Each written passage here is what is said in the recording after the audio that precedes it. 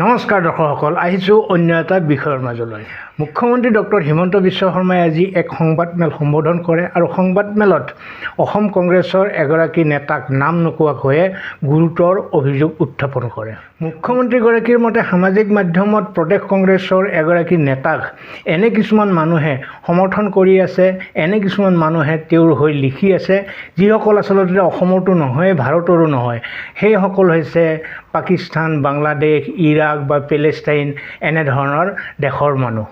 তেওঁ অভিযোগটো উত্থাপন কৰি বিভিন্ন তথ্য পাতিও যোগান ধৰে সাংবাদিকসকলক। আহক তেওঁৰ বক্তব্য আমি শুনি লওঁ, তাৰপিছত ইয়াৰ প্ৰত্যুত্তৰত গৌৰৱ গগৈয়ে কি কৈছে সেয়াও আমি শুনি লওঁ।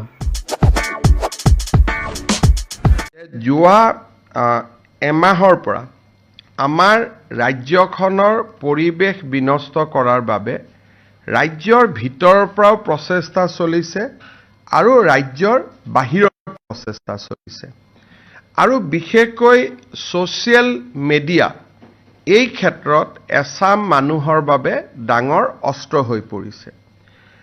সিদিনাখন মই আপোনালোকক উল্লেখ কৰিছিলোঁ যে প্ৰায় ৫-৬ হাজাৰ একাউণ্টছ ফেচবুক আৰু ছ'চিয়েল মিডিয়াত একাউণ্টছ হঠাতে এক্টিভ হৈ পৰিছে লাষ্ট 1 মান্থৰ পৰা আৰু তেওঁলোকে বহুত হাৰ্ড কণ্টেণ্ট প্ৰ' পেলেষ্টাইনী, প্ৰ' ইৰাণী, প্ৰ' মহম্মদ ইউনুছ আৰু লগতে অসমৰ এটা কাৰো নাম ক'ব খোজা নাই পাৰ্টিকুলাৰ লিডাৰ, পাৰ্টিকুলাৰ পাৰ্টিৰ ছাপৰ্টত তেওঁলোকে জঁপিয়াই পৰিছে। বৰ্তমান আমি যেতিয়া ফেচবুক একাউণ্টখিনি আমি ষ্টাডি কৰিলোঁ 2092টা একাউণ্ট আৰু ষ্টাডি চলি আছে। আপোনালোকক আমি পেন ড্ৰাইভ এটাও দি দিম।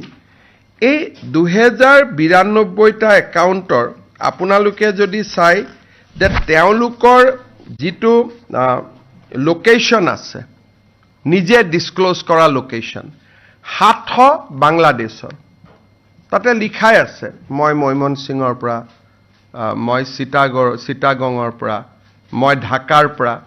350 একাউণ্ট পাকিস্তানৰ পৰা এক্টিভ হৈ আছে আৰু মিডিল ইষ্টৰ পৰা 500+ একাউণ্ট এক্টিভ হৈ আছে।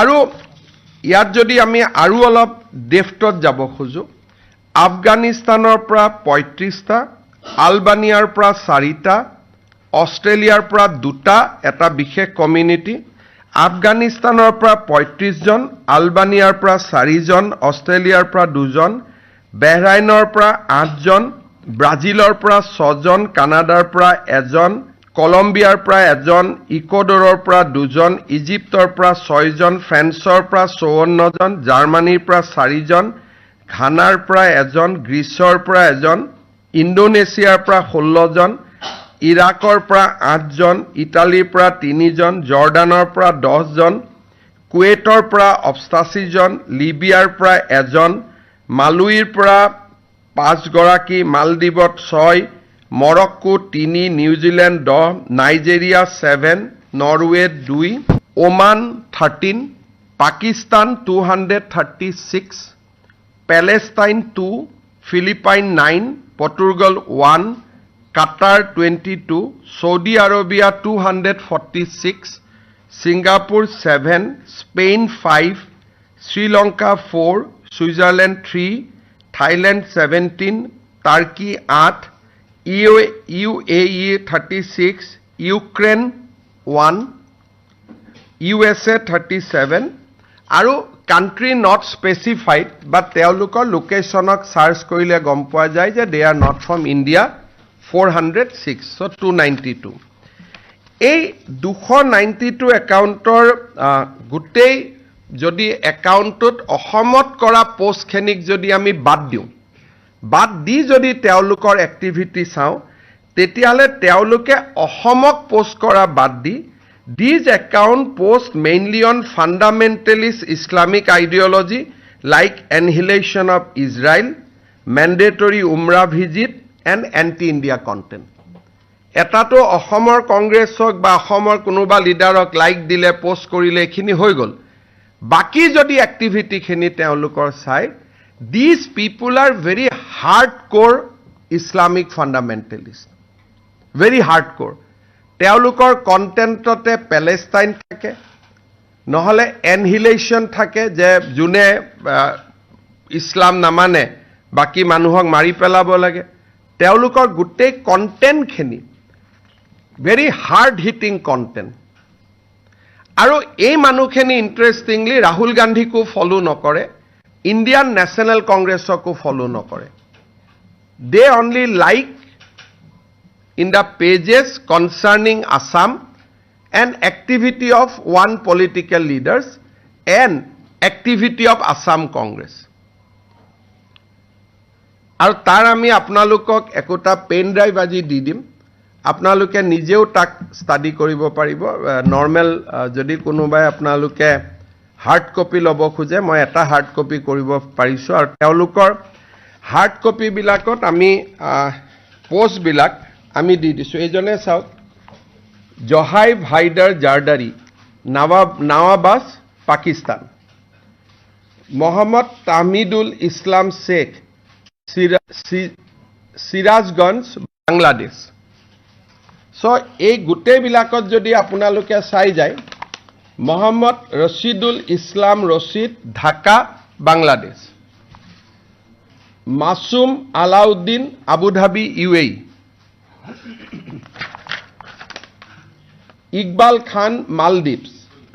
Abdul Noor, Dubai, UAE. So it shows that there are a very fundamentalist element has entered into Assam prior to Assam election. আৰু এই ধৰণৰ অনস্লাট আমি আগতে দেখা নাছিলোঁ।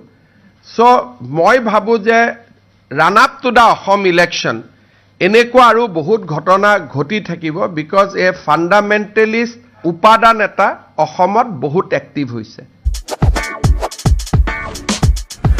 দৰ্শকসকল, মুখ্যমন্ত্ৰীগৰাকীয়ে যিবিলাক অভিযোগ আনিলে গৌৰৱ গগৈৰ বিৰুদ্ধে, সেয়া যদি সঁচা হয় তেন্তে নিশ্চয় ই এক চিন্তনীয় বিষয়। আপোনালোকৰ অভিমত কমেণ্ট বক্সত জনাব। এইবাৰ শুনো আহক গৌৰৱ গগৈয়ে এই কথাখিনিৰ প্ৰতিক্ৰিয়া হিচাপে কি ক'ব বিচাৰিছে, আমি জানি লওঁ। নিৰ্বাচন সমাগত বিফলতা লুকাব লাগে, আৰু এয়া হ'ল গোটেই ইহঁতৰ strategy.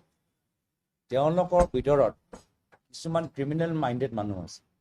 BJP, RSS, VHP, Bajrang দলৰ ভিতৰত কিছুমান ক্ৰিমিনেল মাইণ্ডেড মানুহ আছে, যিসকলে এই ধৰণৰ কামবোৰ নিৰ্বাচনৰ পূৰ্বে কৰিবলৈ বিচাৰে। আৰু সেইকাৰণে আমাৰ উদ্দেশ্যটো হ'ল যে আমি অসমৰ ভিতৰত এটা সাম্প্ৰদায়িক বাতাবৰণ সৃষ্টি হ'বলৈ নিদিওঁ। বিজেপিয়ে এতিয়ালৈকে তেওঁলোকৰ মণিপুৰৰ মানুহৰ যি অৱস্থা কৰিলে, সেই অৱস্থাটো আমি অসমৰ ভিতৰত হ'বলৈ নিদিওঁ। মুখ্যমন্ত্ৰীটো আজিৰ তাৰিখত আজি অসমীয়া জিন্নাৰ দৰে যে আজি তেওঁ নিজৰ আচৰণ কৰিছে, তেওঁক আমি আৰু নিজৰ ৰাজনীতি জিন্নাৰ দৰে ৰাজনীতি আৰু কৰিবলৈ নিদিওঁ। দৰ্শকসকল, গৌৰৱ গগৈ ডাঙৰীয়াৰ কথাখিনি আপোনালোকে শুনিলে। তেওঁ কি ক'ব বিচাৰিছে মই বুজাত অসুবিধা পাইছোঁ। মোৰ এনেকুৱা লাগিছে যেন প্ৰশ্ন বেলেগ, উত্তৰ বেলেগ। মুখ্যমন্ত্ৰী ডাঙৰীয়াৰ কথাবোৰৰ, অভিযোগবোৰৰ পোনপটীয়া উত্তৰ দিব যেন তেওঁ পৰা নাই বা কিবা কাৰণত আঁতৰি আছে। আপোনালোকে কি ভাবে? মুখ্যমন্ত্ৰীগৰাকীয়ে যিবোৰ অভিযোগ উত্থাপন কৰিছে, সেই অভিযোগবোৰৰ সত্যাসত্য সম্পৰ্কে আপোনালোকৰ মতামত কি? যদিহে মুখ্যমন্ত্ৰীগৰাকীয়ে কোৱাৰ দৰে তেনেকুৱা কিবা হৈছে, সেয়া ৰাজ্যখনৰ বাবে কিমান চিন্তনীয়। তদুপৰি গৌৰৱ গগৈ ডাঙৰীয়াই মুখ্যমন্ত্ৰীৰ এনেবোৰ অভিযোগৰ পোনপটীয়া উত্তৰ নিদি কিয় আঁতৰি থাকিল বা দিব পৰা নাই নেকি, এই সম্পৰ্কে নিশ্চয় আপোনালোকে কমেণ্ট বক্সত কমেণ্ট কৰিব। আজিলৈ এৰিছোঁ। ভালে থাকক, কুশলে থাকক। ধন্যবাদ।